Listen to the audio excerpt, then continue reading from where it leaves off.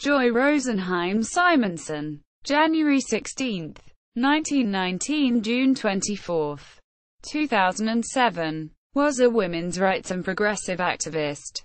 Career: a New York City native and graduate of Bryn Mawr College, Simonson began her career in the 1940s for the War Manpower Commission.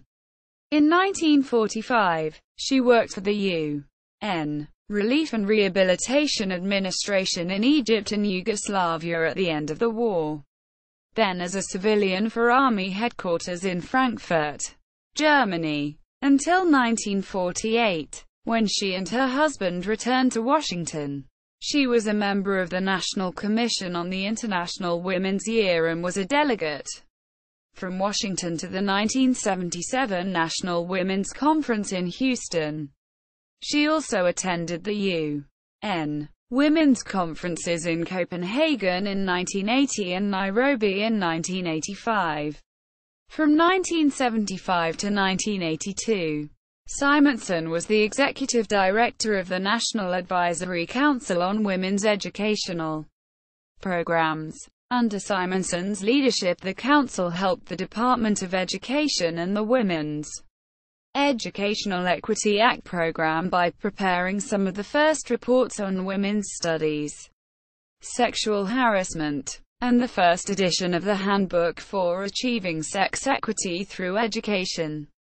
With the election of Ronald Reagan, however, she was fired and replaced by a member of Phyllis Schlafly's Eagle Forum.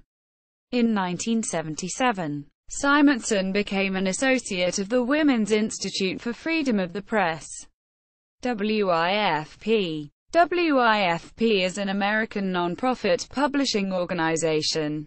The organization works to increase communication between women and connect the public with forms of women-based media. Simonson was the first woman to serve as chair of the D.C. Alcoholic Beverage Control Board, president of the Clearinghouse on Women's Issues, chief hearing examiner for the D.C. Rent Commission, assistant director of the Federal Women's Program of the U.S. Civil Service Commission, president of the D.C. League of Women Voters, vice president of Executive Women in Government, and was the founder of the D.C. Commission for Women. From 1982 to 1990, Simonson worked as an oversight investigator for the House Employment and Housing Subcommittee.